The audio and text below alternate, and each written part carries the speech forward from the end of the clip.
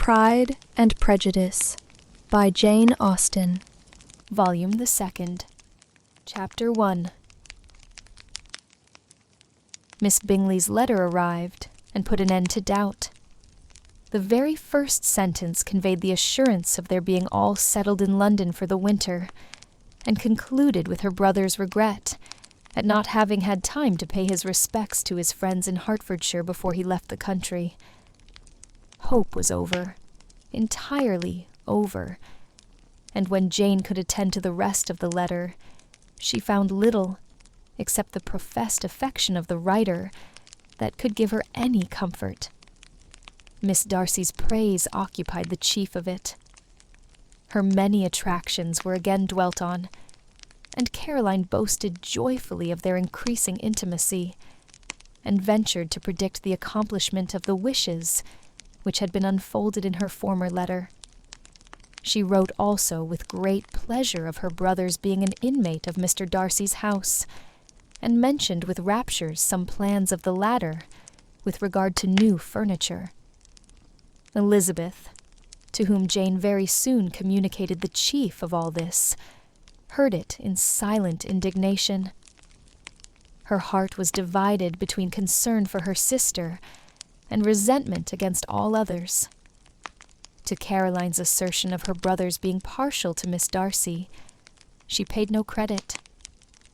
That he was really fond of Jane, she doubted no more than she had ever done.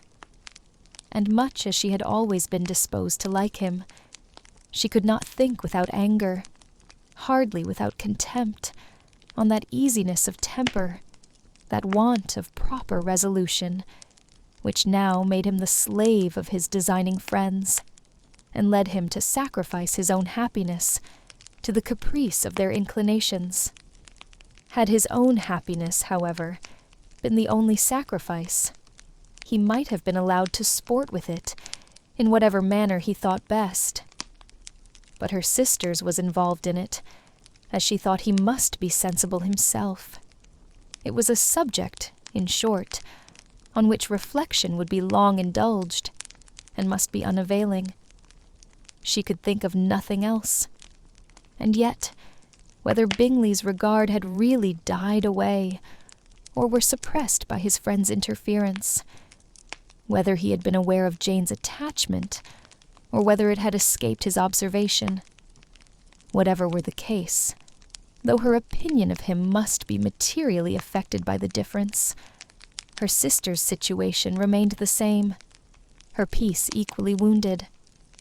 A day or two passed before Jane had courage to speak of her feelings to Elizabeth, but at last, on Mrs. Bennet's leaving them together, after a longer irritation than usual about Netherfield and its master, she could not help saying, "Oh, that my dear mother had more command over herself. She can have no idea of the pain she gives me by her continual reflections on him. But I will not repine. It cannot last long. He will be forgot, and we shall all be as we were before." Elizabeth looked at her sister with incredulous solicitude, but said nothing. "You doubt me," cried Jane, slightly coloring. "Indeed, you have no reason. He may live in my memory as the most amiable man of my acquaintance, but that is all. I have nothing either to hope or fear, and nothing to reproach him with. Thank God, I have not that pain. A little time, therefore. I shall certainly try to get the better." With a stronger voice she soon added, "I have this comfort immediately, that it has not been more than an error of fancy on my side, and that it has done no harm to anyone but myself." "My dear Jane," exclaimed Elizabeth, "you are too good. Your sweetness and disinterestedness are really angelic. I do not know what to say to you. I feel as if I had never done you justice, or loved you as you deserve." Miss Bennet eagerly disclaimed all extraordinary merit, and threw back the praise on her sister's warm affection. "Nay," said Elizabeth, "this is not fair. You wish to think all the world respectable, and are hurt if I speak ill of any body. I only want to think you perfect, and you set yourself against it. Do not be afraid of my running into any excess, of my encroaching on your privilege of universal goodwill. You need not. There are few people whom I really love, and still fewer of whom I think well. The more I see of the world, the more am I dissatisfied with it, and every day confirms my belief of the inconsistency of all human characters, and of the little dependence that can be placed on the appearance of either merit or sense. I have met with 2 instances lately. One I will not mention. The other is Charlotte's marriage. It is unaccountable. In every view, it is unaccountable. My dear Lizzie, do not give way to such feelings as these. They will ruin your happiness. You do not make allowance enough for difference of situation and temper. Consider Mr. Collins's respectability, and Charlotte's prudent, steady character. Remember that she is one of a large family, that as to fortune, it is a most eligible match, and be ready to believe, for everybody's sake, that she may feel something like regard and esteem for our cousin. To oblige you, I would try to believe almost anything, but no one else could be benefited by such a belief as this. For were I persuaded that Charlotte had any regard for him, I should only think worse of her understanding than I now do of her heart. My dear Jane, Mr. Collins is a conceited, pompous, narrow-minded, silly man.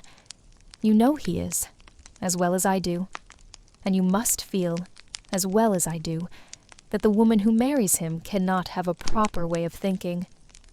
You shall not defend her, though it is Charlotte Lucas. You shall not, for the sake of one individual, change the meaning of principle and integrity, nor endeavor to persuade yourself or me that selfishness is prudence, and insensibility of danger security for happiness. I must think your language too strong in speaking of both, replied Jane, and I hope you will be convinced of it by seeing them happy together. But enough of this. You alluded to something else. You mentioned 2 instances. I cannot misunderstand you, but I entreat you, dear Lizzie, not to pain me by thinking that person to blame, and saying your opinion of him is sunk. We must not be so ready to fancy ourselves intentionally injured. We must not expect a lively young man to be always so guarded and circumspect. It is very often nothing but our own vanity that deceives us. Women fancy admiration means more than it does, and men take care that they should. If it is designedly done, they cannot be justified. But I have no idea of there being so much design in the world as some persons imagine. I am far from attributing any part of Mr. Bingley's conduct to design, said Elizabeth, but without scheming to do wrong, or to make others unhappy, there may be error, and there may be misery, thoughtlessness, want of attention to other people's feelings, and want of resolution will do the business. And do you impute it to either of those? Yes, to the last. But if I go on, I shall displease you by saying what I think of persons you esteem. Stop me whilst you can. You persist, then, in supposing his sisters influence him. Yes, in conjunction with his friend. I cannot believe it. Why should they try to influence him? They can only wish his happiness, and if he is attached to me, no other woman can secure it. Your first position is false. They may wish many things besides his happiness. They may wish his increase of wealth and consequence. They may wish him to marry a girl who has all the importance of money, great connections and pride, beyond a doubt. They do wish him to choose Miss Darcy," replied Jane, "but this may be from better feelings than you are supposing. They have known her much longer than they have known me. No wonder if they love her better. But, whatever may be their own wishes, it is very unlikely they should have opposed their brothers. What sister would think herself at liberty to do it, unless there were something very objectionable? If they believed him attached to me, they would not try to part us. If he were so, they could not succeed. By supposing such an affection, you make everybody acting unnaturally and wrong, and me most unhappy. Do not distress me by the idea. I am not ashamed of having been mistaken, or at least it is slight. It is nothing in comparison of what I should feel in thinking ill of him or his sisters. Let me take it in the best light, in the light in which it may be understood. Elizabeth could not oppose such a wish, and from this time Mr. Bingley's name was scarcely ever mentioned between them. Mrs. Bennet still continued to wonder and repine at his returning no more, and though a day seldom passed in which Elizabeth did not account for it clearly, there seemed little chance of her ever considering it with less perplexity. Her daughter endeavored to convince her of what she did not believe herself, that his attentions to Jane had been merely the effect of a common and transient liking, which ceased when he saw her no more. But though the probability of the statement was admitted at the time, she had the same story to repeat every day. Mrs. Bennet's best comfort was that Mr. Bingley must be down again in the summer. Mr. Bennet treated the matter differently. "So, Lizzie," said he one day, "your sister is crossed in love, I find. I congratulate her. Next to being married, a girl likes to be crossed in love a little now and then. It is something to think of, and gives her a sort of distinction among her companions. When is your turn to come? You will hardly bear to be long outdone by Jane. Now is your time. Here are officers enough at Meryton to disappoint all the young ladies in the country. Let Wickham be your man. He is a pleasant fellow, and would jilt you creditably. Thank you, sir, but a less agreeable man would satisfy me. We must not all expect Jane's good fortune." "True," said Mr. Bennet, "but it is a comfort to think that, whatever of that kind may befall you, you have an affectionate mother who will always make the most of it." Mr. Wickham's society was of material service in dispelling the gloom which the late perverse occurrences had thrown on many of the Longbourn family. They saw him often, and to his other recommendations was now added that of general unreserve. The whole of what Elizabeth had already heard, his claims on Mr. Darcy, and all that he had suffered from him, was now openly acknowledged and publicly canvassed.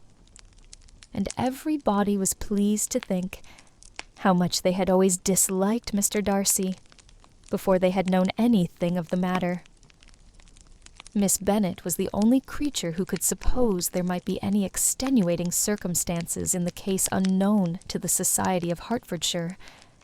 Her mild and steady candor always pleaded for allowances, and urged the possibility of mistakes. But by everybody else, Mr. Darcy was condemned as the worst of men. Chapter 2. After a week spent in professions of love and schemes of felicity, Mr. Collins was called from his amiable Charlotte by the arrival of Saturday. The pain of separation, however, might be alleviated on his side by preparations for the reception of his bride, as he had reason to hope that shortly after his next return into Hertfordshire, the day would be fixed that was to make him the happiest of men. He took leave of his relations at Longbourn with as much solemnity as before. wished his fair cousin's health and happiness again, and promised their father another letter of thanks. On the following Monday, Mrs. Bennet had the pleasure of receiving her brother and his wife, who came, as usual, to spend the Christmas at Longbourn. Mr. Gardiner was a sensible, gentlemanlike man, greatly superior to his sister, as well by nature as education. The Netherfield ladies would have had difficulty in believing that a man who lived by trade, and within view of his own warehouses, could have been so well bred and agreeable. Mrs. Gardiner, who was several years younger than Mrs. Bennet and Mrs. Phillips, was an amiable, intelligent, elegant woman, and a great favourite with all her Longbourn nieces. Between the two eldest and herself, especially, there subsisted a very particular regard. They had frequently been staying with her in town. The first part of Mrs. Gardiner's business on her arrival was to distribute her presents and describe the newest fashions. When this was done, she had a less active part to play. It became her turn to listen. Mrs. Bennet had many grievances to relate, and much to complain of. They had all been very ill-used since she last saw her sister. 2 of her girls had been on the point of marriage, and after all, there was nothing in it. "I do not blame Jane," she continued, "for Jane would have got Mr. Bingley if she could. But Lizzie, oh, sister, it is very hard to think that she might have been Mr. Collins's wife by this time, had not it been for her own perverseness. He made her an offer in this very room, and she refused him.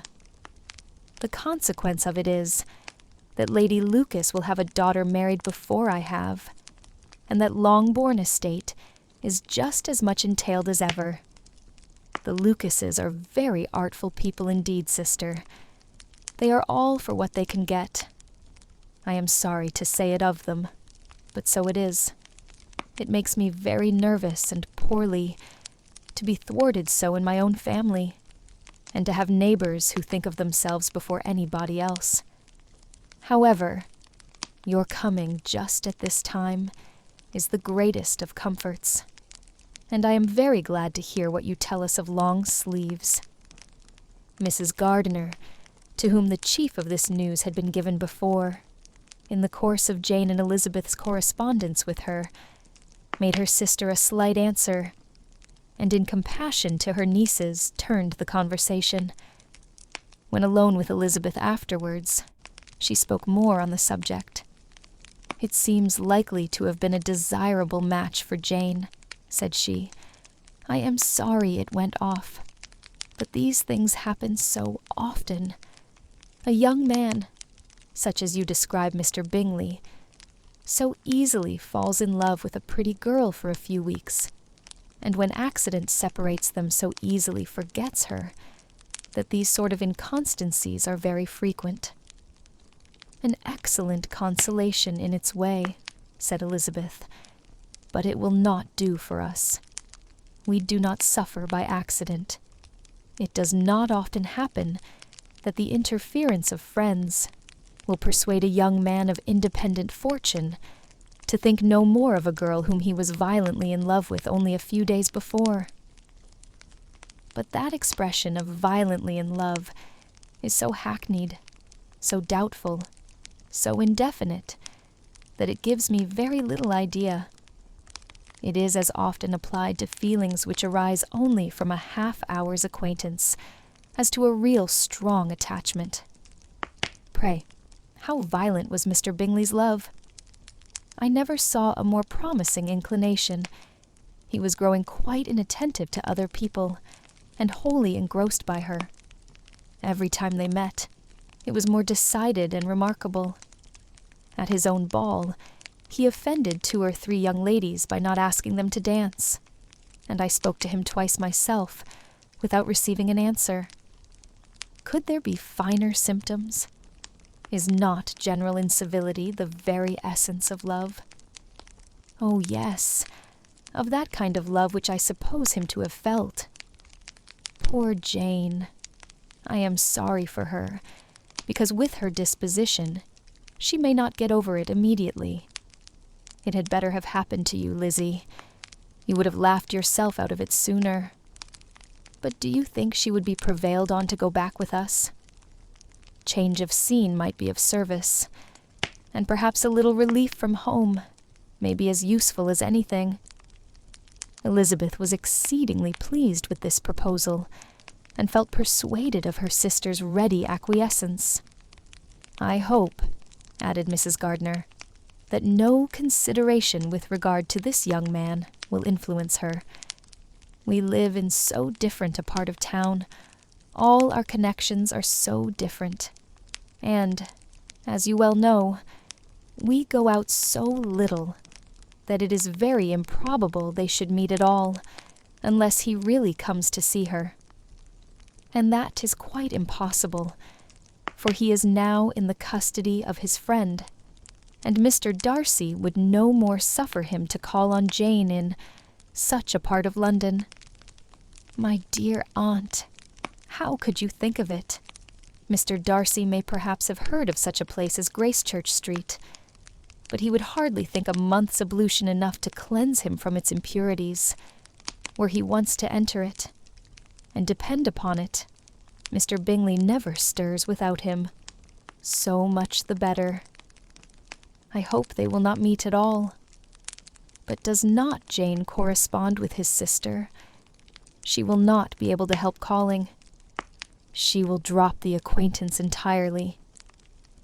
But in spite of the certainty in which Elizabeth affected to place this point, as well as the still more interesting one of Bingley's being withheld from seeing Jane, she felt a solicitude on the subject, which convinced her, on examination, that she did not consider it entirely hopeless. It was possible, and sometimes she thought it probable, that his affection might be reanimated, and the influence of his friends successfully combated by the more natural influence of Jane's attractions. Miss Bennet accepted her aunt's invitation with pleasure, and the Bingleys were no otherwise in her thoughts at the same time than as she hoped, by Caroline's not living in the same house with her brother. She might occasionally spend a morning with her, without any danger of seeing him. The Gardners stayed a week at Longbourn, and what with the Phillipses, the Lucases, and the officers, there was not a day without its engagement. Mrs. Bennet had so carefully provided for the entertainment of her brother and sister that they did not once sit down to a family dinner. When the engagement was for home, some of the officers always made part of it, of which officers Mr. Wickham was sure to be one. And on these occasions, Mrs. Gardner, rendered suspicious by Elizabeth's warm commendation of him, narrowly observed them both, without supposing them, from what she saw, to be very seriously in love. Their preference of each other was plain enough to make her a little uneasy, and she resolved to speak to Elizabeth on the subject before she left Hertfordshire, and represent to her the imprudence of encouraging such an attachment. To Mrs. Gardner, Wickham had one means of affording pleasure, unconnected with his general powers. About 10 or a dozen years ago, before her marriage, she had spent a considerable time in that very part of Derbyshire to which he belonged. They had, therefore, many acquaintance in common, and though Wickham had been little there since the death of Darcy's father, 5 years before, it was yet in his power to give her fresher intelligence of her former friends than she had been in the way of procuring. Mrs. Gardner had seen Pemberley, and known the late Mr. Darcy by character perfectly well. Here, consequently, was an inexhaustible subject of discourse. In comparing her recollection of Pemberley with the minute description which Wickham could give, and in bestowing her tribute of praise on the character of its late possessor, she was delighting both him and herself. On being made acquainted with the present, Mr. Darcy's treatment of him. She tried to remember something of that gentleman's reputed disposition, when quite a lad, which might agree with it, and was confident, at last, that she recollected having heard Mr. Fitzwilliam Darcy formerly spoken of as a very proud, ill-natured boy. Chapter 3. Mrs. Gardiner's caution to Elizabeth was punctually and kindly given on the first favourable opportunity of speaking to her alone. After honestly telling her what she thought, she thus went on, "You are too sensible a girl, Lizzie, to fall in love merely because you are warned against it, and therefore I am not afraid of speaking openly. Seriously, I would have you be on your guard. Do not involve yourself, or endeavour to involve him, in an affection which the want of fortune would make so very imprudent. I have nothing to say against him. He is a most interesting young man, and if he had the fortune he ought to have, I should think you could not do better. But as it is, you must not let your fancy run away with you. You have sense, and we all expect you to use it. Your father would depend on your resolution and good conduct, I am sure. You must not disappoint your father. My dear aunt, this is being serious indeed. Yes, and I hope to engage you to be serious likewise. Well then, you need not be under any alarm. I will take care of myself, and of Mr. Wickham too. He shall not be in love with me, if I can prevent it. Elizabeth, you are not serious now. I beg your pardon. I will try again. At present, I am not in love with Mr. Wickham. No, I certainly am not. But he is, beyond all comparison, the most agreeable man I ever saw, and if he becomes really attached to me, I believe it will be better that he should not. I see the imprudence of it. Oh, that abominable Mr. Darcy! My father's opinion of me does me the greatest honour, and I should be miserable to forfeit it. My father, however, is partial to Mr. Wickham. In short, my dear aunt, I should be very sorry to be the means of making any of you unhappy. But since we see every day that where there is affection, young people are seldom withheld, by immediate want of fortune, from entering into engagements with each other, how can I promise to be wiser than so many of my fellow creatures, if I am tempted? Or how am I even to know that it would be wisdom to resist? All that I can promise you, therefore, is not to be in a hurry. I will not be in a hurry to believe myself his first object. When I am in company with him, I will not be wishing. In short, I will do my best. Perhaps it will be as well if you discourage his coming here so very often. At least you should not remind your mother of inviting him. As I did the other day, said Elizabeth with a conscious smile. Very true. It will be wise in me to refrain from that. But do not imagine that he is always here so often. It is on your account that he has been so frequently invited this week. You know my mother's ideas as to the necessity of constant company for her friends. But really, and upon my honour, I will try to do what I think to be wisest. And now, I hope you are satisfied. Her aunt assured her that she was, and Elizabeth, having thanked her for the kindness of her hints, they parted. A wonderful instance of advice being given on such a point, without being resented. Mr. Collins returned into Hertfordshire soon after it had been quitted by the Gardiners and Jane. But as he took up his abode with the Lucases, his arrival was no great inconvenience to Mrs. Bennet.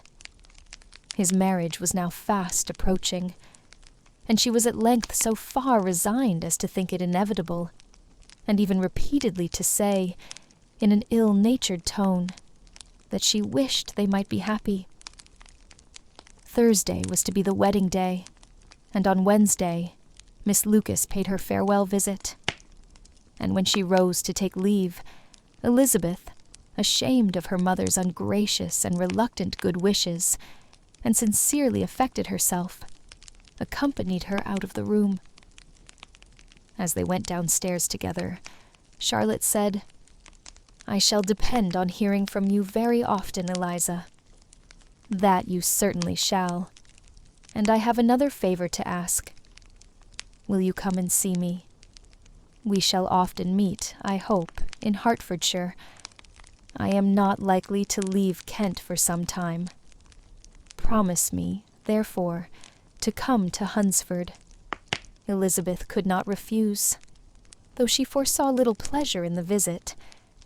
"My father and Maria are to come to me in March," added Charlotte, "and I hope you will consent to be of the party. Indeed, Eliza, you will be as welcome to me as either of them."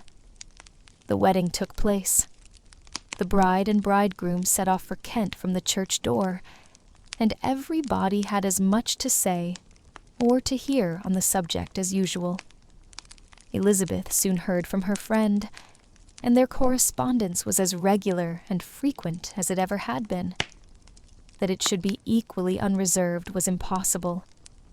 Elizabeth could never address her without feeling that all the comfort of intimacy was over, and though determined not to slacken as a correspondent, it was for the sake of what had been, rather than what was. Charlotte's first letters were received with a good deal of eagerness. There could not but be curiosity to know how she would speak of her new home, how she would like Lady Catherine, and how happy she would dare pronounce herself to be. Though, when the letters were read, Elizabeth felt that Charlotte expressed herself on every point exactly as she might have foreseen. She wrote cheerfully, seemed surrounded with comforts, and mentioned nothing which she could not praise. The house, furniture, neighborhood, and roads were all to her taste, and Lady Catherine's behavior was most friendly and obliging. It was Mr. Collins's picture of Hunsford, and Rosings rationally softened, and Elizabeth perceived that she must wait for her own visit there, to know the rest. Jane had already written a few lines to her sister, to announce their safe arrival in London, and when she wrote again, Elizabeth hoped it would be in her power to say something of the Bingleys. Her impatience for this second letter was as well rewarded as impatience generally is. Jane had been a week in town, without either seeing or hearing from Caroline. She accounted for it, however, by supposing that her last letter to her friend from Longbourn had by some accident been lost. "My aunt," she continued, "is going tomorrow into that part of the town, and I shall take the opportunity of calling in Grosvenor Street." She wrote again when the visit was paid, and she had seen Miss Bingley.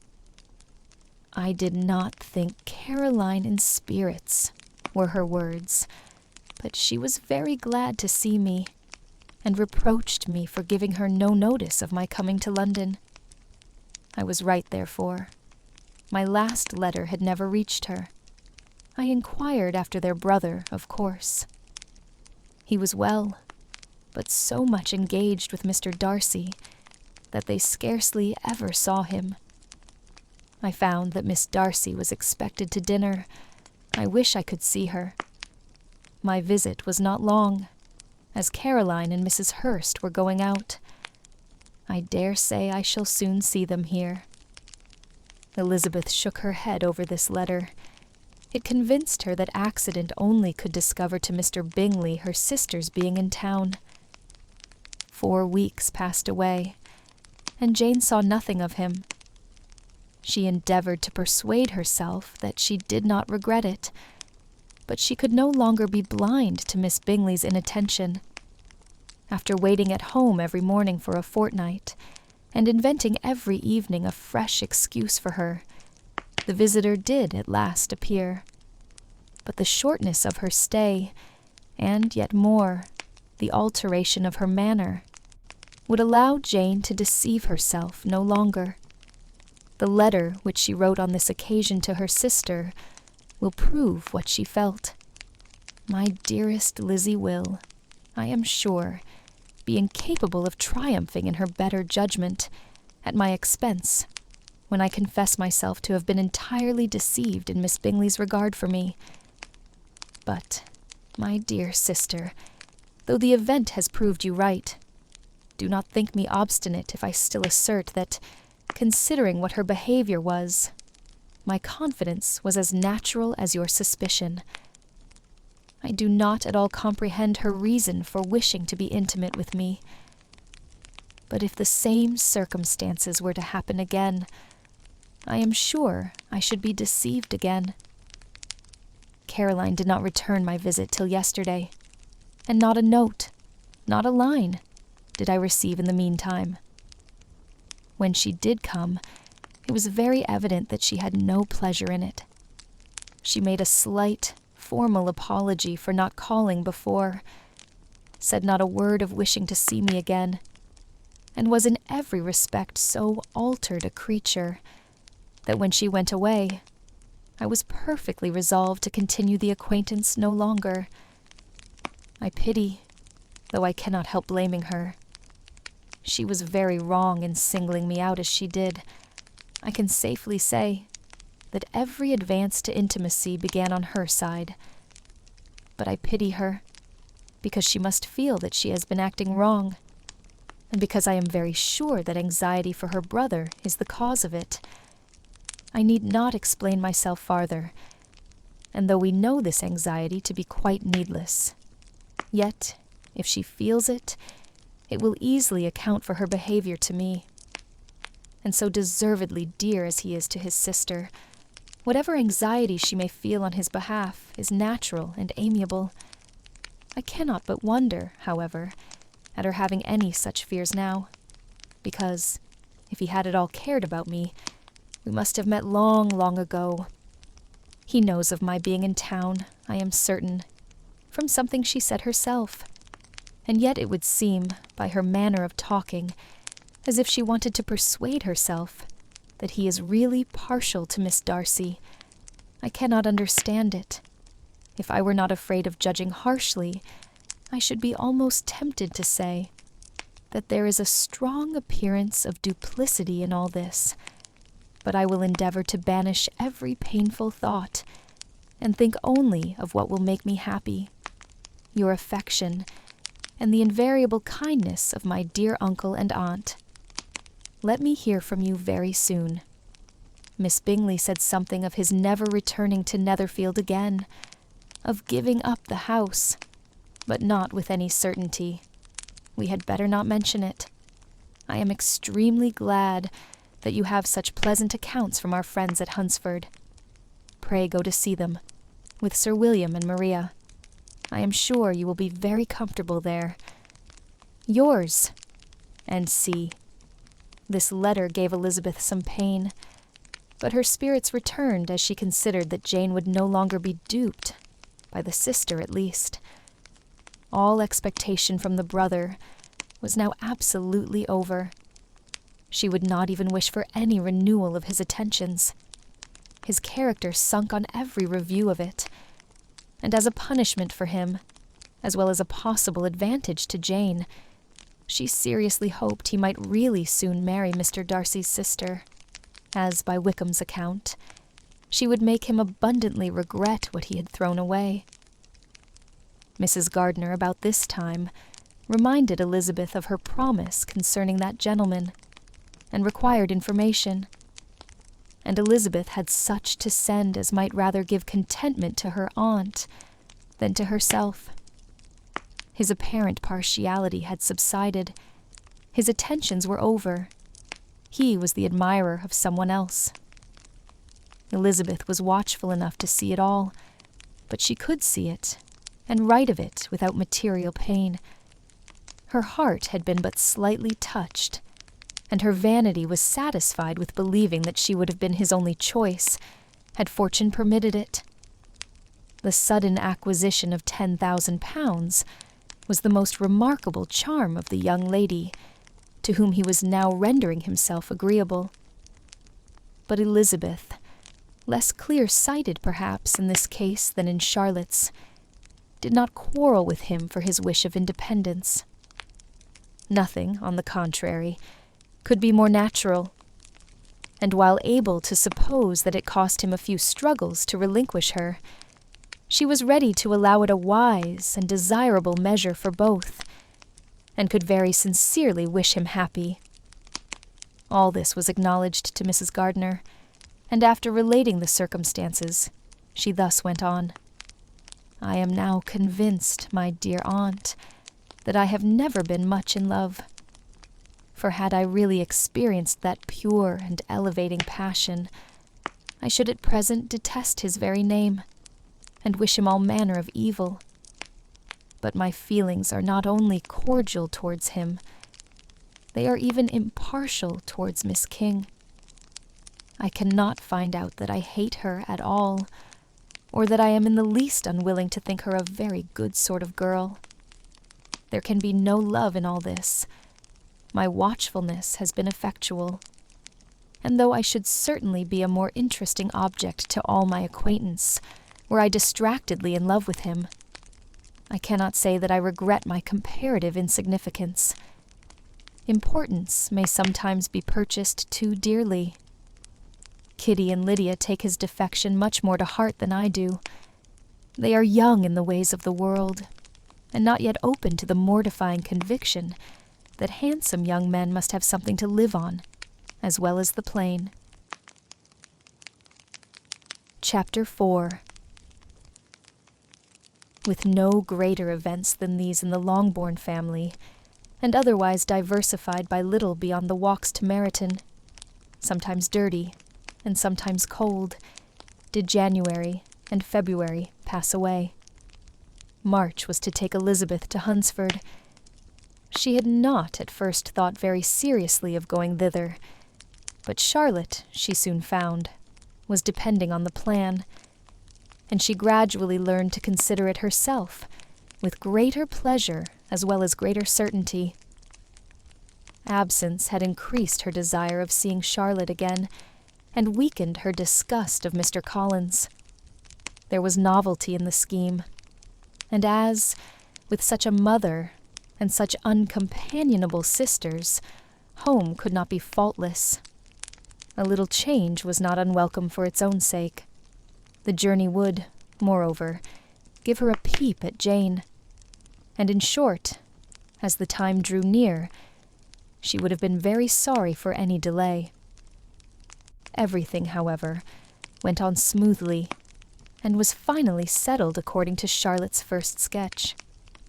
She was to accompany Sir William and his second daughter. The improvement of spending a night in London was added in time, and the plan became perfect, as plan could be. The only pain was in leaving her father, who would certainly miss her, and who, when it came to the point, so little liked her going, that he told her to write to him, and almost promised to answer her letter. The farewell between herself and Mr. Wickham was perfectly friendly, on his side even more. His present pursuit could not make him forget that Elizabeth had been the first to excite and to deserve his attention, the first to listen and to pity, the first to be admired, and in his manner of bidding her adieu, wishing her every enjoyment, reminding her of what she was to expect in Lady Catherine de Bourgh, and trusting their opinion of her, their opinion of everybody, would always coincide. There was a solicitude, an interest which she felt must ever attach her to him with a most sincere regard, and she parted from him convinced that whether married or single, he must always be her model of the amiable and pleasing. Her fellow travellers the next day were not of a kind as make her think him less agreeable. Sir William Lucas and his daughter Maria, a good-humoured girl, but as empty-headed as himself, had nothing to say that could be worth hearing, and were listened to with about as much delight as the rattle of the chaise. Elizabeth loved absurdities, but she had known Sir William's too long. He could tell her nothing new of the wonders of his presentation and knighthood, and his civilities were worn out like his information. It was a journey of only 24 miles, and they began it so early as to be in Gracechurch Street by noon. As they drove to Mr. Gardiner's door, Jane was at a drawing-room window watching their arrival. When they entered the passage, she was there to welcome them, and Elizabeth, looking earnestly in her face, was pleased to see it healthful and lovely as ever.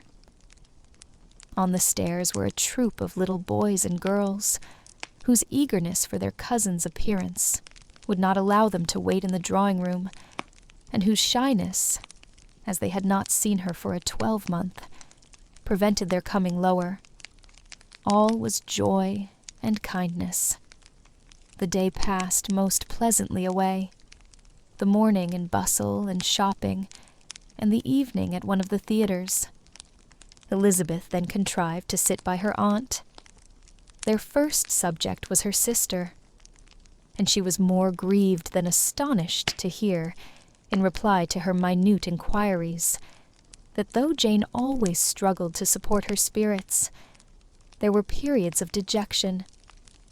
It was reasonable, however, to hope that they would not continue long.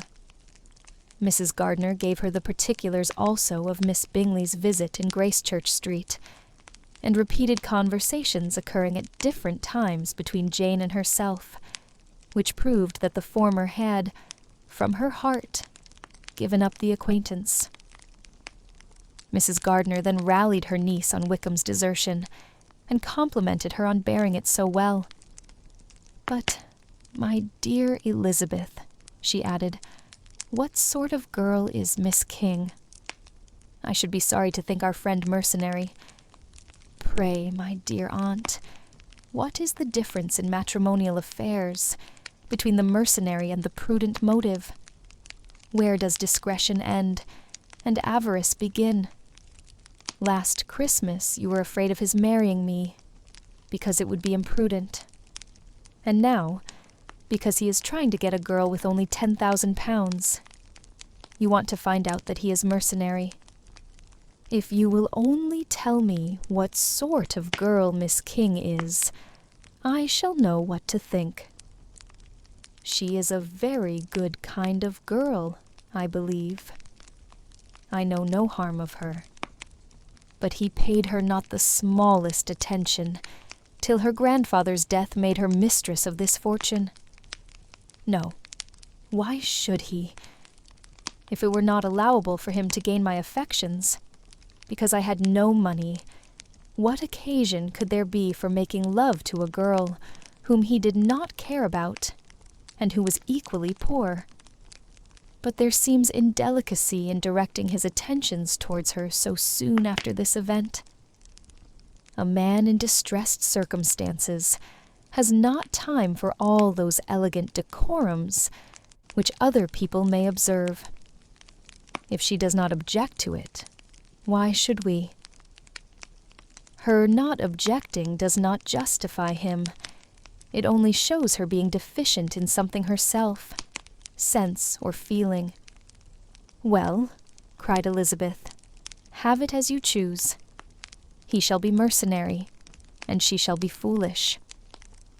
"No, Lizzie, that is what I do not choose. I should be sorry, you know, to think ill of a young man who has lived so long in Derbyshire." "Oh, if that is all, I have a very poor opinion of young men who live in Derbyshire, and their intimate friends who live in Hertfordshire are not much better. I am sick of them all. Thank heaven. I am going tomorrow where I shall find a man who has not one agreeable quality, who has neither manner nor sense to recommend him. Stupid men are the only ones worth knowing after all. Take care, Lizzie. That speech savors strongly of disappointment.